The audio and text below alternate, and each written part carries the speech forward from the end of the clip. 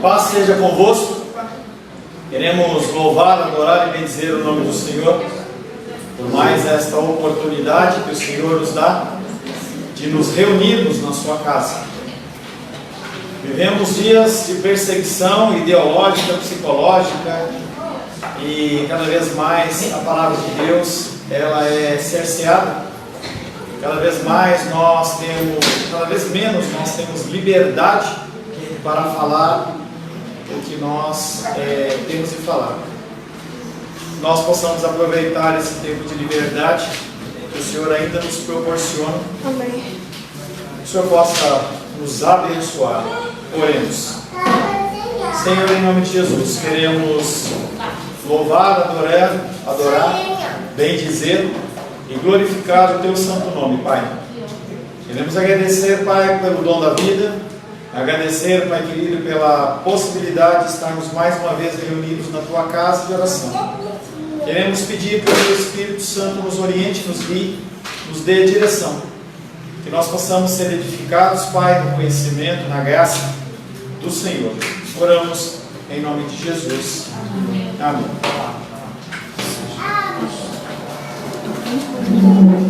Quero mais uma vez saudar você com a paz do nosso Senhor Jesus Cristo. Amém. Estamos mais uma vez na casa do Senhor com o objetivo de conhecer dele, ouvir a sua voz, ouvir a sua palavra. Precisamos ouvir ao Senhor. Fale, filho.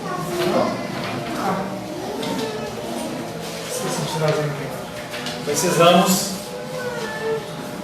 aprender a ouvir a voz do Senhor. Cada vez mais a voz do Senhor vai ficar embaralhada.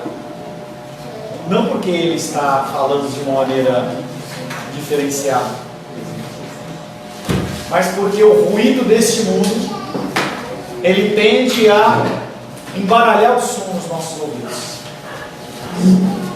Toda sorte de coisas é falada.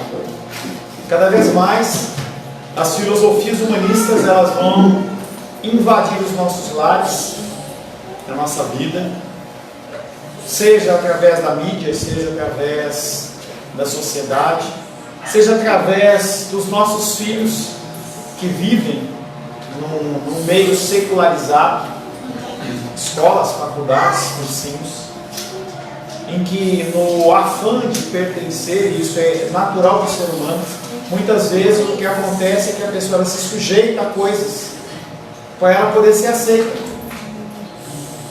Então isso embaralha nos nossos ouvidos a voz do Senhor. Para aqueles que não são filhos, a coisa é mais complicada ainda, porque eles não têm o Espírito Santo de Deus. Se você não tem o Espírito Santo de Deus, além de embaralhado, você não ouve nada, e se ouvir, ouve o errado. E o nosso objetivo é falar a palavra de Deus. Em nosso último encontro, estivemos meditando sobre o tema santificar a Cristo com o nosso agir. Uma coisa que nós deixamos claro e continuamos afirmando é que não há nada que possa transformar o ser humano a não ser a palavra de Deus. Nada muda. Falava aqui no louvor sobre aquele período de ânimos acirrados entre eu e Rayane, e o que mudou ela não foi o meu carisma, as minhas piadas, mas foi o Espírito de Deus. E isso também aconteceu comigo em relação ao Senhor. Então, o que muda o ser humano é a palavra de Deus. Glória a Deus. Impactamos e somos instrumentos apenas através da propagação da palavra. Você tem que estar de contínuo na sua boca com palavras, versículos, piadas sim, ruins ou boas, mas muito mais importante que isso, a palavra. Nenhuma capacidade discursiva pode mudar o coração humano. A pessoa com uma retórica, uma capacidade de se movimentar no local, e tem uma série de técnicas em que você chama a atenção aqui, faz de um jeito, faz de outro. Nenhum homem carismático, ele convence você do pecado. Não convence. Porém, quando vivemos o que pregamos, glorificamos a Deus com o nosso agir e acabamos por atrair as pessoas às verdades que professamos. Qual a diferença de você, além de falar a palavra, você viver a palavra? Você atrai as pessoas. Primeiramente, por causa de um desconforto. As pessoas se sentem incomodadas. Mas nós glorificamos a Deus com o nosso agir e acabamos por atrair essas pessoas que não conhecem a Cristo. Não apenas através das palavras professadas, mas também através do nosso modo de agir. O nosso modo de agir não converte ninguém, mas atrai pessoas. Atrai pessoas. O verso que ficou da semana passada, em 1 Pedro 3, versos 14 e 15, que disse: mas ainda que venhais a sofrer por causa da justiça, bem-aventurados sois. Não vos amedronteis, portanto, com as suas ameaças nem fiqueis alarmados. Antes, santificai a Cristo como Senhor em vosso coração, estando sempre preparados para responder a todo aquele que vos pedir razão da esperança que é em vós. As pessoas, elas vão perguntar a você por que você faz o que faz, crê no que crê? Sim. Eles vão estar te observando, vão estar te sondando e vão sim perguntar.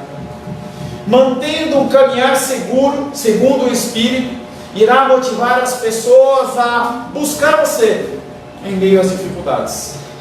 A pessoa, ela vai tentar uma saída, vai tentar outra, mas quando ela vê que não tem saídas, ela vai lembrar: eu lembrei de tal pessoa. Essa pessoa é diferente e ela pode me falar alguma coisa diferente.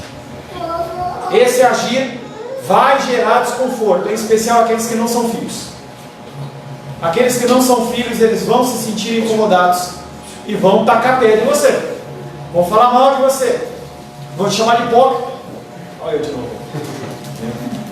Chamar você de hipócrita. Hã?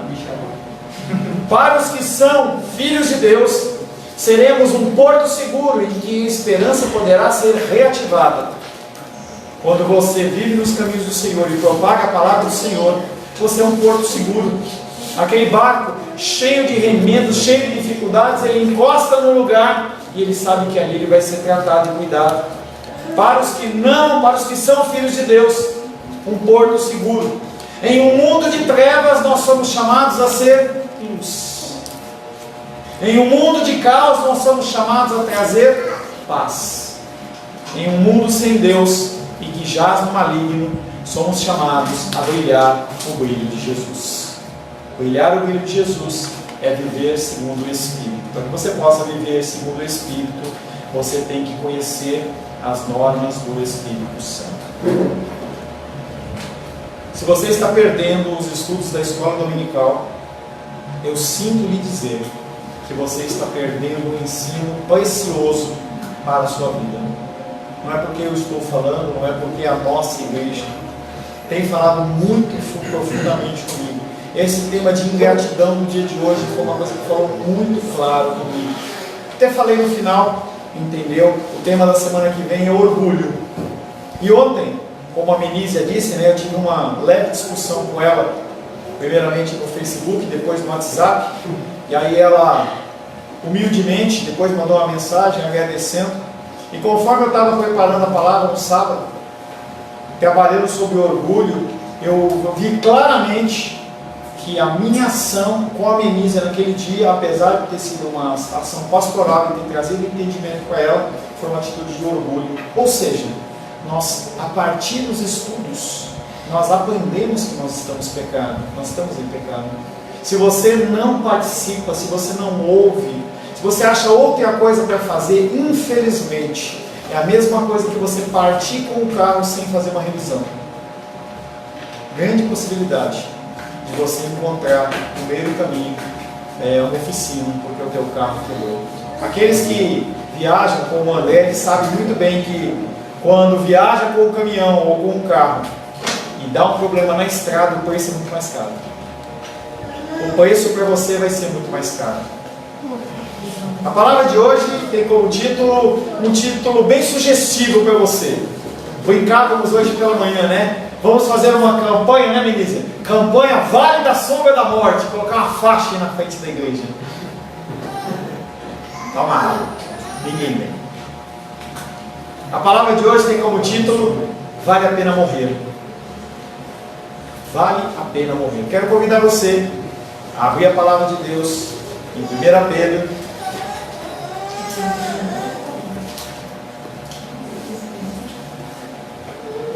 1 Pedro, capítulo 3. 1 Pedro, capítulo 3, do verso 13 em diante. Tudo bem, Pedrão? Beleza, hein? Não vai ler, não? Com a gente? Ah, é? Vai ler junto com ele? 1 Pedro, capítulo 3, versos 13 em diante. Ora, não é assim, aí tem que levar, não adianta, desce, ela tem que ser ensinada do mesmo jeito. Converse, não é para brincar. Sente, converse com ela, para que ela entenda isso. Deixa a porta aberta, tá? 1 Pedro, capítulo 3, versos 13 em diante. Assim diz a palavra de Deus. Ora, quem é que vos há de maltratar, se fordes zelosos do que é bom? Mas ainda que venhais a sofrer por causa da justiça, bem-aventurados sois. Não vos amedronteis, portanto, com as suas ameaças, nem fiqueis alarmados. Antes, santificai a Cristo como Senhor em vosso coração, estando sempre preparados para responder a todo aquele que vos pedir razão da vossa fé, que há em vós, fazendo-o todavia com mansidão e temor, com boa consciência, de modo que naquilo em que falam contra vós outros, fiquem envergonhados os que difamam o vosso bom procedimento em Cristo. Porque se for da vontade de Deus, é melhor que sofrais por praticardes o que é bom, do que praticando o mal. Pois também Cristo morreu uma única vez pelos pecados, o justo pelos injustos, para conduzir-vos a Deus. Morto, sim, na carne, mas vivificado no Espírito, no qual também foi e pregou aos espíritos em prisão, os quais no outro tempo foram desobedientes quanto à longanimidade de Deus, enquanto aguardava nos dias de Noé, enquanto preparava a arca, na qual poucos, a saber 8 pessoas, foram salvos através da água. Palavra do Senhor. Senhor, em nome de Jesus, lemos a tua santa e bendita palavra e pedimos que o Senhor nos traga a luz, nos traga o entendimento, nos traga, Pai, a capacitação. Peço em especial que o Senhor fale através de mim, que o Senhor me encha da tua presença, conceda da tua graça, em nome de Jesus. Amém. Quero pedir para o Felipe dar um pulinho lá embaixo e dar uma olhada para ver se a Esther está procedendo como a gente fez com a Helena. Não precisa ficar lá não, só para dar um help para ela lá, por gentileza. Vale a pena morrer. E aí o exemplo sempre é de Cristo, não tem outro exemplo a nós darmos.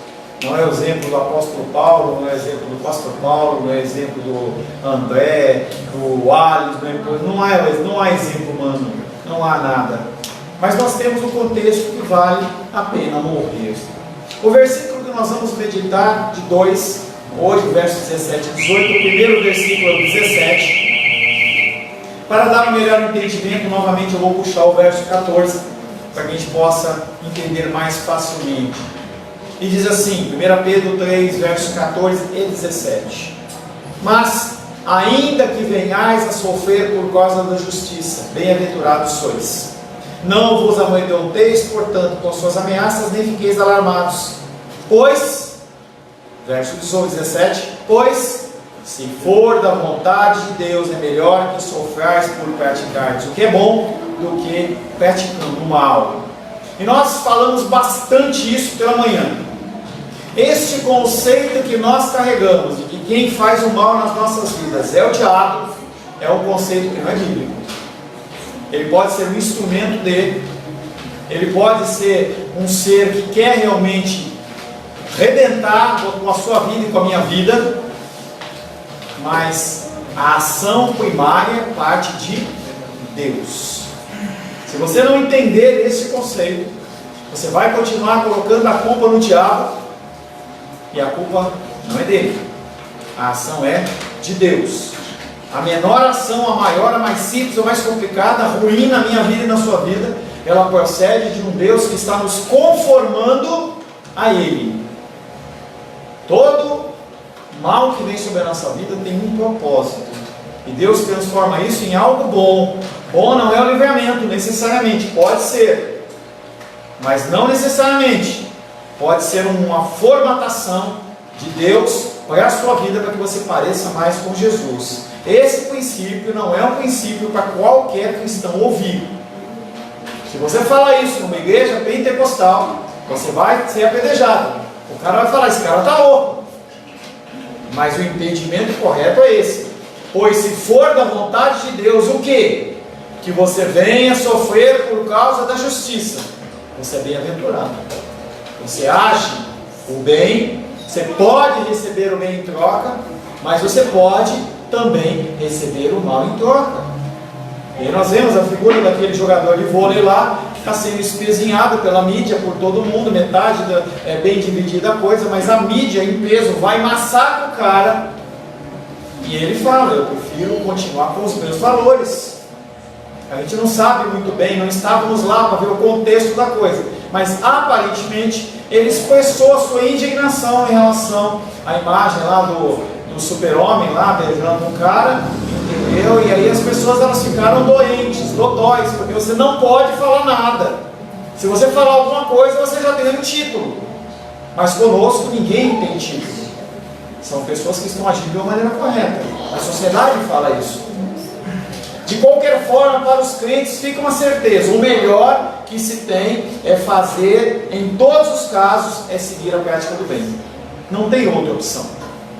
Conversava esse fim de semana com o André, e aí ele falava assim: olha, enquanto você estiver fazendo, enquanto estiver sendo feito o que é certo, eu apoio. Fez o que é errado, eu não apoio. Isso tem que ser o nosso lema, independente do que venha acontecer. E toda sorte de opções podem ser colocadas na tua presença. Nega, e você vai ter esse benefício. Dava esse exemplo pela manhã, em que um pai e um filho estavam numa igreja, lá no Afeganistão, para aqueles lados lá, e entrou um talibã com as armas, e o cara colocou o revólver na cabeça do menino, e o menino olhou para o pai: não vamos parar de adorar a Deus, nós não vamos sair daqui, papai, mas é melhor a gente morrer fazendo isso. Podemos chegar nessa condição? Podemos, então se prepare. De novo aparece a contraposição entre praticar o bem e praticar o mal. Nós vimos isso em toda a carta de 1 Pedro, pelo menos umas 2, 3 vezes. E eu separei uma delas em 1 Pedro 2,15, porque assim é a vontade de Deus, que pela prática do bem façais emudecer a ignorância dos insensatos. Se a pessoa agiu mal com você, você age bem com ela. Você é um trouxa. Sou.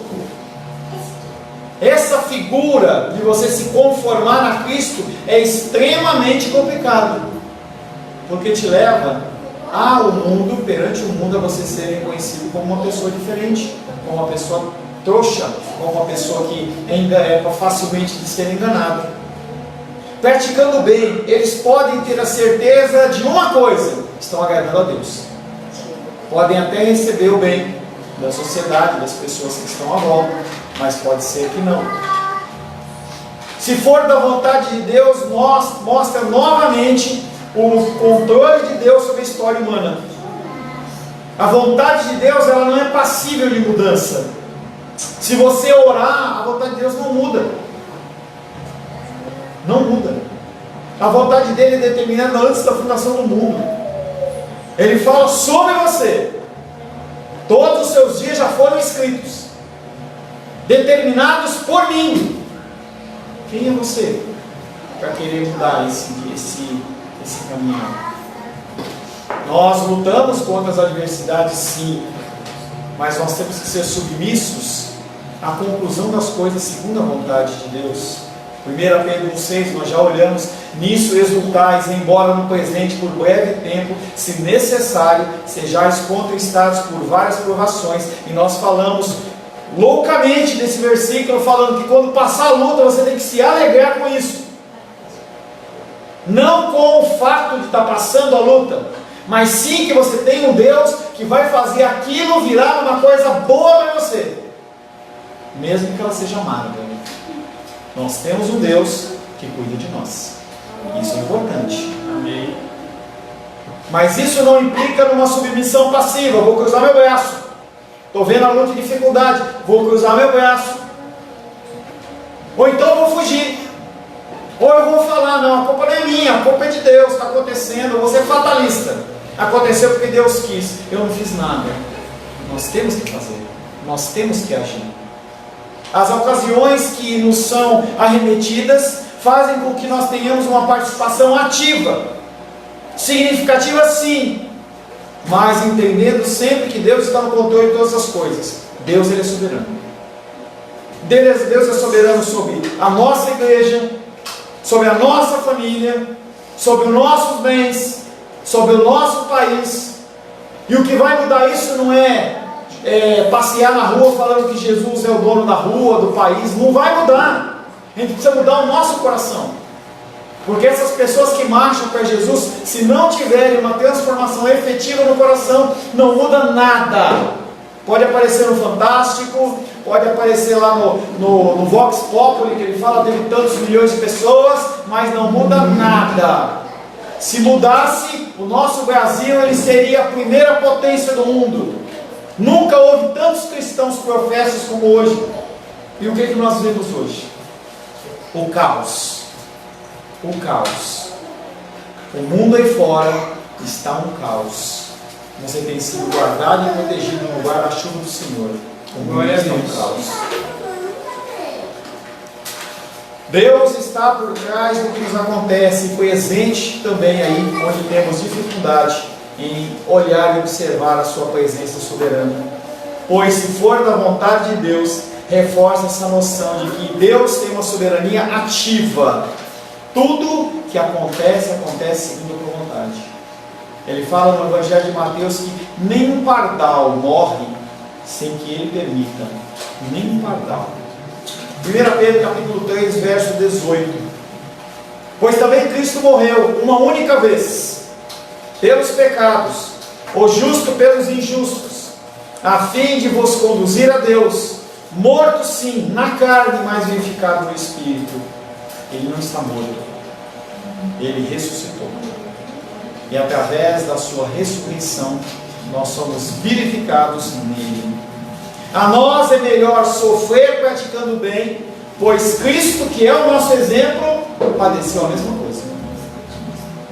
E como o tema do nosso contexto é o sofrimento dos crentes, um sofrimento injusto, dizer que Cristo também sofreu tem que trazer no seu coração algum conforto. Eu estou padecendo as mesmas coisas que o meu mestre padeceu. Não é agradável, mas é real. As igrejas professam: olha, vem para cá que acabou a luta, vem para cá que não tem mais doença, vem para cá que você estava devendo 1 milhão e você vai ter um carro zero, um carro importado, vai viajar para a Europa. É mentira! É mentira!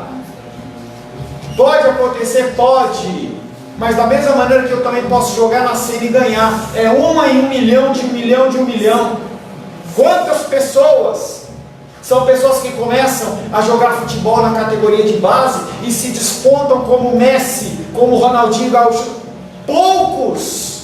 E as pessoas acham que isso é o que vai acontecer. O contexto nosso é sofrimento. Nós temos um mestre, um Senhor que sofreu e sofreu até a morte. O fato de que Ele finalmente morreu também nos serve como indicação, se preciso, a também ir até esse limite na sua identificação com Ele. Você pode morrer por amor a Cristo? Pode. Ou você pode negá-lo. Pode ser que não seja uma situação de vida ou morte com um revólver na cabeça, mas pode ser de um negócio, em que a pessoa chega e fala assim: eu tenho um bom negócio para você, mas eu odeio cristão. Você é cristão? Não, não sou não. Ah, bom, porque cristão é muito chato. Muito chato. Se você fosse cristão, eu não faria negócio com você. Não, eu também não gosto. E a gente vê o Pedro, o Pedrão: nunca vou negar você, Jesus. Você conhece Jesus? Eu? Em outro momento: ah, mas você fala que nem ele. Não, conheço não. E é a palavra de Deus que ele chegou ao ponto de amaldiçoar Jesus. Esse maldito, esse bagunceiro, esse sei lá o que ele falou, que a palavra de Deus não relata. E aí quando Jesus cruza o olhar com ele, aquele homem fica amargurado. Mas ele tinha espírito.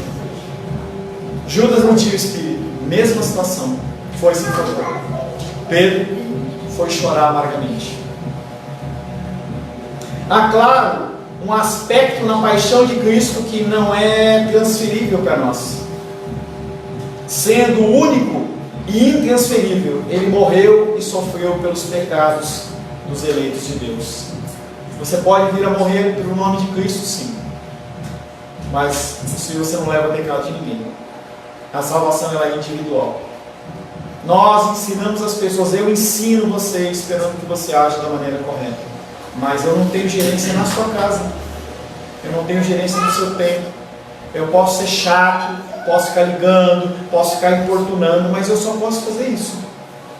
Eu não posso obrigar ninguém a fazer nada. Eu falo do estudo porque eu sei que está me edificando, mas eu não posso obrigar você a fazer isso. Eu não posso. A salvação é individual, é a mesma coisa de nós para os nossos filhos, nós para os nossos parentes. O que nós podemos fazer?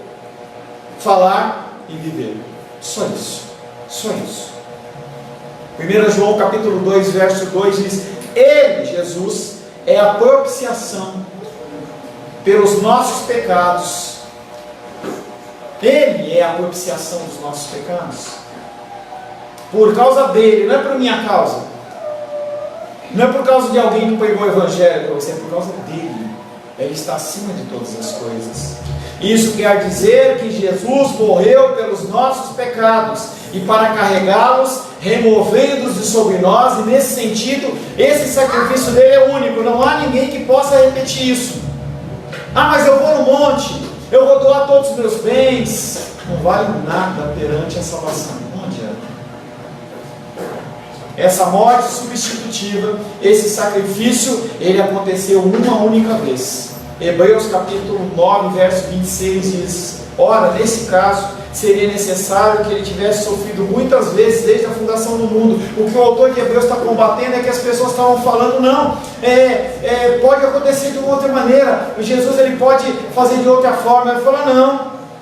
Agora, porém, ao se cumprirem os tempos, se manifestou uma vez por todos para aniquilar pelo sacrifício de si mesmo o pecado. Uma vez apenas foi suficiente para levar o seu pecado na cruz do Calvário. Glórias a Deus. Todos os pecados, pastor, todos. Os do passado, sim. Os do presente, sim. O que você vai cometer daqui a um minuto, sim. Até o dia da sua morte, todos os pecados estão colocados na cruz do Calvário. Pastor, isso é uma posição muito simplista. Não é posição bíblica. Nós temos que nos arrepender não para sermos salvos, mas porque nós somos salvos. Nós temos que mudar o nosso comportamento, porque nós temos que glorificar a Deus através do nosso agir e atrair as pessoas. Isso ressalta, como em Romanos 10,6, que os pecados que separam de Deus finalmente foram superados, e que o caminho para Deus, no qual Cristo nos leva com Ele, está aberto. Não há porta fechada. Não há uma fechadura especial. Você não precisa da minha bênção para você poder buscar Deus. Não precisa de um lugar especial. Olha, eu vou vir lá para a igreja porque é só lá que Deus fala. Não. Você pode, no seu local de oração, no seu quarto, na sua cama, aonde você estiver, vestido, pelado, fazendo xixi, o que você quiser, você pode parar e falar com Ele e Ele te ouve. Porque o caminho foi aberto.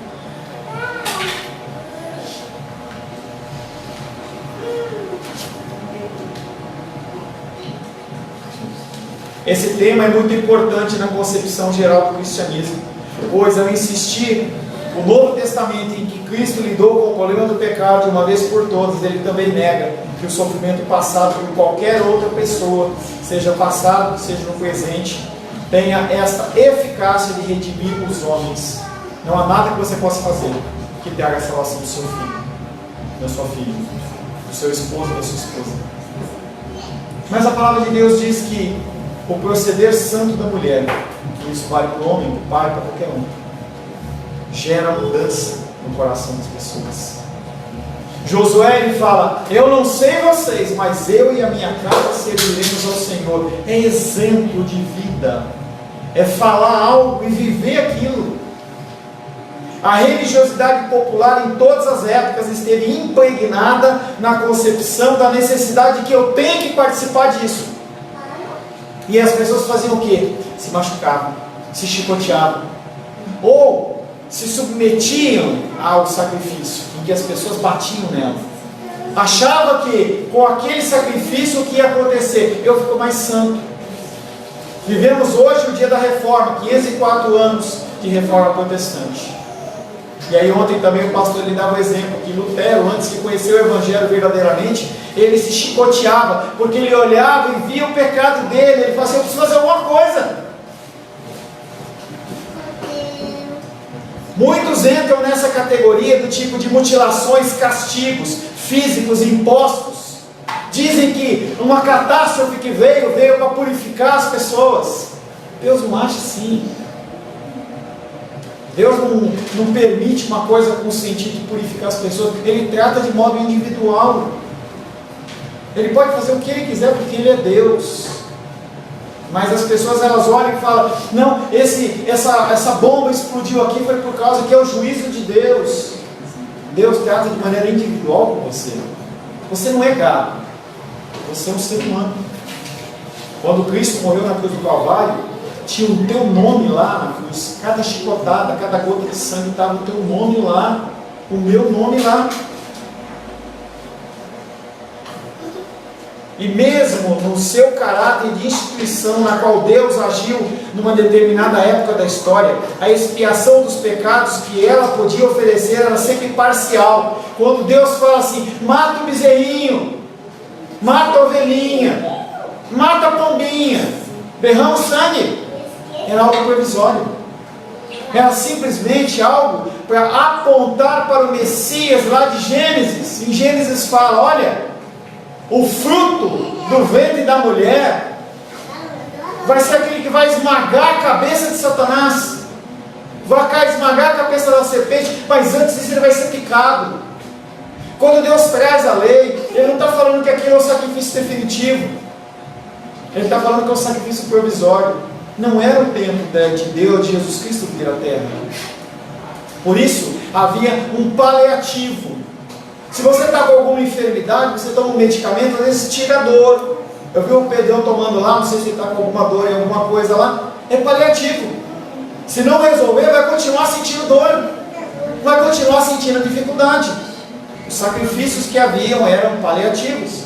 Nesse sentido, o cristianismo ele é uma alternativa radical às religiões do homem, tirando todo o misticismo, bem como todo esforço por querer resolver o problema sozinho da culpa e do pecado. Você não consegue se livrar da culpa e do pecado sozinho.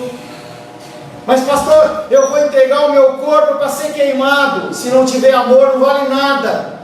Pastor, eu vou vender todos os meus bens, entregar para os pobres. Se não tiver amor, não tem nada. Não vale nada. Ele é o autor da vida. Ele não precisa de nada seu. Ele não precisa de nenhum sacrifício seu. A única coisa que Ele quer de você é obediência. Ele quer que você ouça os ensinamentos dele. Não os ensinamentos do pastor Paulo, os ensinamentos dele. Aquilo que você ouvir tiver na palavra. Se você não concordar, não obedeça. Se você não concorda, não faça. Porque senão você se torna culpado como eu. Faça apenas aquilo que a palavra de Deus diz. Dialogue, converse, chegue no meio termo, se instrua. É a sua vida eterna que tem em jogo. Não é um violão, não é um laptop, não é um dia de trabalho. É a sua vida eterna que nós estamos falando. a proclamação desse versículo, portanto, ao mesmo tempo que anuncia a melhor notícia que já poderíamos ouvir, anuncia também um juízo radical a todas as formas humanas de resolver por conta própria. Deus, ele vem e fala, ele é o reto juiz, e ele levou o pecado.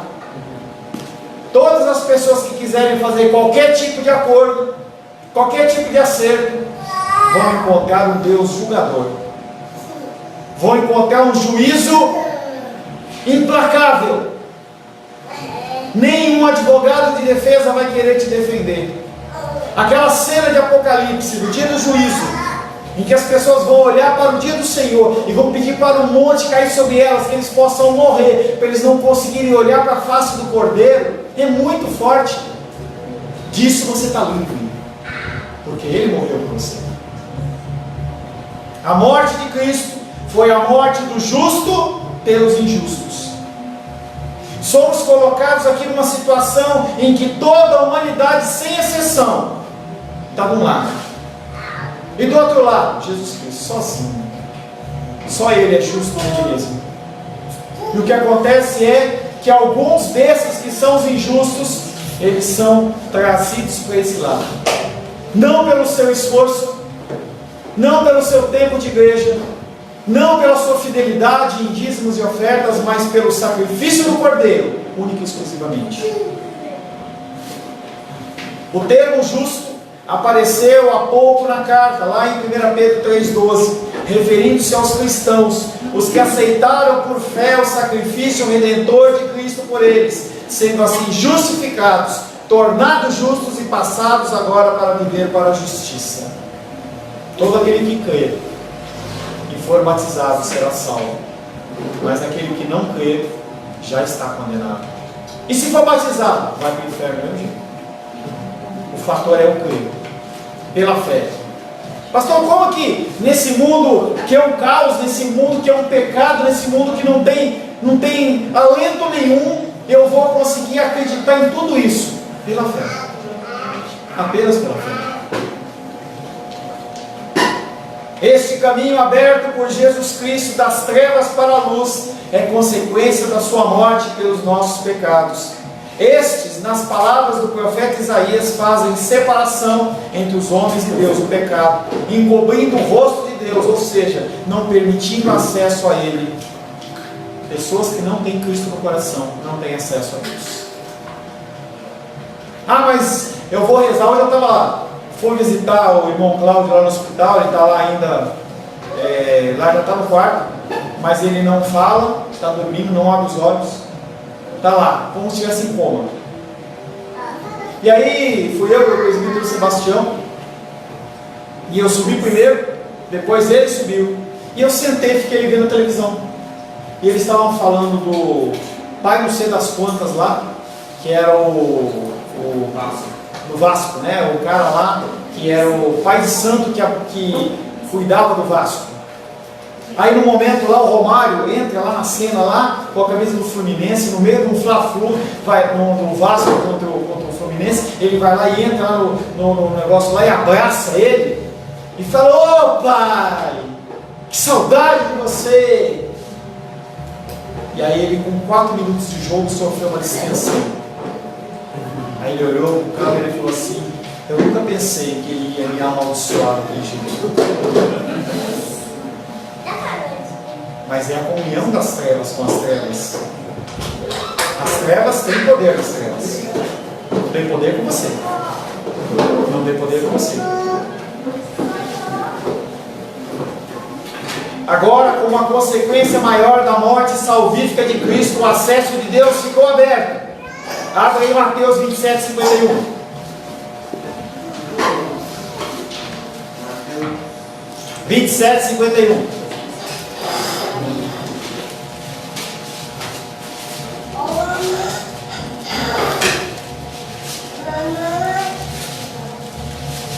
Mateus 27, 51 diz assim: eis que o véu do santuário se rasgou em 2 partes, de alto a baixo.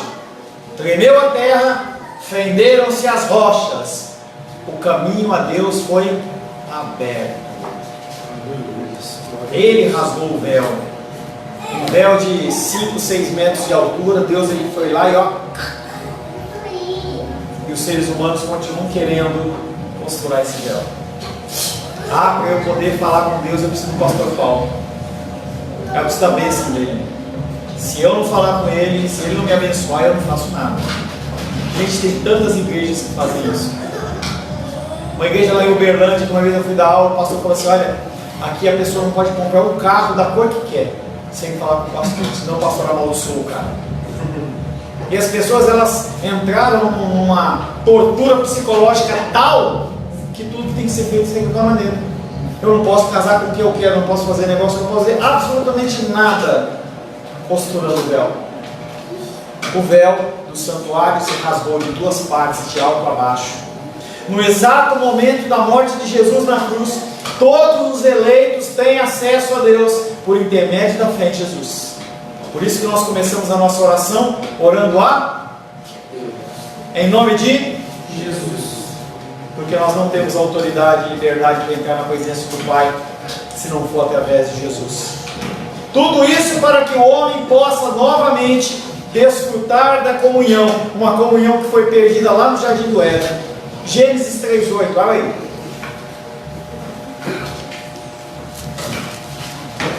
O homem acabava de ter pecado, ele e a mulher, pecado. Todos os dias Deus conversava com eles, sentava com eles, não dá para a gente imaginar como que era isso, mas eles sentavam: e aí, Adão, como foi o seu dia? Pô, Deus, hoje eu consegui pegar 3 ovos da galinha, entendeu? Choveu hoje, Deus. Pô, Deus, o lago hoje estava legal, entendeu? A gente conseguiu pegar um peixe, fizemos um filezinho aqui de tilápia e tal. Mas aí veio o pecado. Gênesis 3:8. Quando ouviram a voz do Senhor Deus que andava no jardim pela viração do dia, esconderam-se da presença do Senhor Deus, o homem e a sua mulher, por entre os jardins, as árvores do jardim. E quando questionados, eles falaram: nós estamos nus e ficamos com vergonha. Nós estamos com vergonha por conta do nosso pecado. E aí tem os malucos nas igrejas que falam que vem a face de Deus, desce a glória de Deus, e aí dança, ele levanta o véu e joga, entendeu? Aí, eu estou vendo, estamos entrando na sala do trono. Se entrar na sala do trono, você é consumido. Não há um ser humano que consiga ficar na presença de Deus. Elias olha para Deus e fala assim: ai de mim, um homem de lábios impuros, que vive no meio de um povo de impuros lábios. Os meus olhos viram o Rei, o Senhor dos Exércitos. E aí o cara, em 2021, ele vem e fala: eu vi a face de Deus. A glória de Deus encheu a igreja. Esta comunhão desimpedida com Deus é a bênção maior, o ápice de tudo que a Bíblia descreve. A mediação de Cristo nesse processo, mostrada de uma forma descritiva. Ele é quem nos leva até Deus, quem nos conduz. Ele é o bom pastor. Não há nada melhor e mais importante do que você poder falar com o Pai. Glória a Deus. Não há. Estava aí conversando com o Felipe antes, ele falou assim: pô, pastor, o preço das rosas subiu. Não é agradável, mas mais importante que isso é que ele tem um Deus que ele pode falar com ele. Nós brincamos com o bebê no ventre da Rayane, e talvez a pior coisa que ela falou foi falar o nome dos dois para mim, né? Porque agora eu vou ficar falando dos dois até na cena. Se vier 2 crianças, nós não sabemos. Se vier, aleluia, aleluia, amém. E se vier um só, amém. Não vai faltar nada para vocês, nada. Deus ele vai dar capacidade, vai multiplicar, vai dar saúde, vai dar vigor, vai dar tudo. Vai ser fácil? Não vai ser fácil. Muitas noites mal dormidas, com 1 ou 2, não importa. Você vai ter, com certeza você vai ter 2 bebês. Quem? O que vai nascer mais Helena. A primeira coisa que vai acontecer é que Helena ela vai regredir e vai ficar bebê também. É normal. É normal. Então nós temos que entender que Deus está no controle de tudo. E nós temos o principal, que é podermos falar e nos relacionar com o nosso Senhor. Também nisso ele é o exemplo maior de muitos cristãos cuja fé os leva ao martírio. Ele morto na carne, e é importante que isso seja dito, ele morreu realmente. Não foi uma historinha, ele morreu. Não, ele não morreu. E aí eu dou essa matéria, que chama Jesus Histórico na faculdade, que é o estudo de Jesus na história, segundo os princípios filosóficos, históricos, tal. Não tem um cientista, não tem ninguém que seja sério que vai dizer que Cristo não existiu. Você pode dizer, não pode precisar falar que ele é o Messias, que ele é o Filho de Deus, mas que ele existiu, se a pessoa for séria, ele vai dizer que ele existiu, não é uma historinha. Ele está na história. Mas as pessoas olham para esse tipo de Cristo e parecem, não, ele não ressuscitou não, era só um fantasminha, era o Gasparzinho, ele não colocava o pé no chão, era só uma força, era só uma energia. Não, ele morreu, o sangue dele caiu no chão. A única coisa que não aconteceu, nenhum osso dele foi quebrado, porque a palavra de Deus estava dizendo que não ia ser quebrado. Essa foi a realidade naquela sexta-feira. Jesus Cristo morreu e foi sepultado. Até quando se pode ver, até quanto se pode ver com os olhos desta carne, tudo terminou aí. Para as pessoas que estavam lá, ele morreu mesmo. Ele morreu. O centurião olha para aquilo e fala assim, verdadeiramente, ele era filho de Deus. Talvez esse homem não apareça nos textos bíblicos, mas pode ser que ele tenha sido um proclamador evangélico. Quando a gente vê a figura, isso aí, se Deus assim permitir, qualquer dia faz um estudo sobre isso, mostra que Jesus estava carregando a cruz, e aí um homem foi designado para ajudá-lo. Sabe quando bate o carro na estrada e você para ficar olhando? Pois é, o cara voltou do trabalho, Simão Sirineu, ele parou, olhou, e aí ele começa a olhar aquilo ali, o soldado fala assim, vem cá, é você que vai ajudar. Não, eu não, é você mesmo. E aí fala que ele estava voltando do trabalho, e ele era pai de um homem chamado Rufo. Esse homem Rufo, ele vai aparecer numa carta paulina lá na frente. Esse homem que carregou a cruz de Cristo, ele teve um testemunho a dar que mudou a vida dele e a família dele. É algo lindo e maravilhoso. O que vem a seguir é que determina também a compreensão que podemos ter do significado dessa morte. Ele foi morto, sim, mas ele está vivo. Ele não ficou morto. Da mesma maneira que eu e você seremos vivificados, Jesus Cristo, ele não se vivificou. Podia, mas não era a função dele. O Espírito Santo vem e traz vida para ele, da mesma maneira que traz vida para você. Cristo, ele foi vivificado, e isto é, recebeu uma nova vida no Espírito, ou seja, na esfera espiritual. Ele começou uma nova existência, porque ele é o primogênito dos mortos. Ele é a primícia daqueles que ressuscitam. Ele é o primeiro. Ele abriu o caminho para falar com o Pai. Mas ele abriu também o caminho para você entrar na glória. Fui lá visitar o irmão Cláudio, queremos que ele se restaure. Ele já está com uma idade muito avançada. Não queremos que ele sofra. Mas se o irmão Cláudio fechar os olhos, falecer, ele abre os olhos na presença do Senhor. Cantando barquinho, cantando o encapsulado mar lá. Entendeu? Louvando junto com os anjos, arcanjos e querubins, e o mesmo é válido para você. O sentido da morte ficou claro, então, a partir da sua ressurreição. Ela era necessária para pôr fim à velha ordem, dar passagem à nova ordem de Deus. Para que você conheça a Deus, você precisa passar por muitas dificuldades.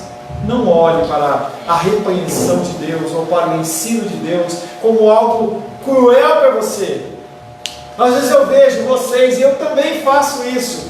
A luta vem, a dificuldade vem, e a gente não recebe aquilo como vindo de Deus. Peça perdão e aceite o melhor de Deus. Tente começar a trabalhar isso no seu coração e fale: Deus me deu e Deus tomou. Bendito seja o nome do Senhor. Glória a Deus. E com Jesus, começa por ter Ele acertado as nossas contas com o passado, em que as pessoas ressuscitam depois de morrer e entram numa nova dimensão de existência completamente nova. A morte não é o fim de tudo para aquele que está em Cristo. João 3,16, o que ele tem? A vida eterna. pois com ele a barreira da morte é superada para dar passagem a um novo tipo de vida. Filipenses 1:23 diz que é uma vida incomparavelmente melhor, que os olhos podem não ver, ou melhor, que os olhos não podem ver, mas que aos olhos da fé é uma realidade certa. Você não consegue ver a glória do porvir, mas pela fé é isso que nós vamos viver. Hebreus 11:1. E essa é a mensagem aqui no contexto de 1 Pedro que nós estamos estudando. Encorajar todos os cristãos que desejam ter uma vida feliz, que amam a vida, conforme 1 Pedro 3,10 que nós já meditamos, mas que sabem que não podem trocar uma vida boa no presente pela glória do futuro. 1 Pedro 1, capítulo 3, capítulo 1, versos 3 e 4. E mais, que sabem que a única verdadeira esperança para o mundo está na paz de Cristo. 1 Pedro 3,11. E na justiça, 1 Pedro 2,24, que a partir da vitória de Cristo, certamente haverão de ser implantadas definitivamente no mundo de Deus, quando acabar aqui. Como nós cantamos a última música, e quando chegar aquele dia, como é que é lá? E quando Enfim chegar a hora em que a morte... Você não sabe isso? Você não sabe? Em que a morte enfrentarei sem medo, então terei vitória. Verei na glória o meu Jesus, que vivo está. E para que isso se torne realidade, você tem que morrer. Não tem como. Daqui a alguns meses nós vamos ver o nosso bebezinho novo chegando. E não vai ser o parto nunca é algo fácil. Seja ele cesáreo, seja ele natural.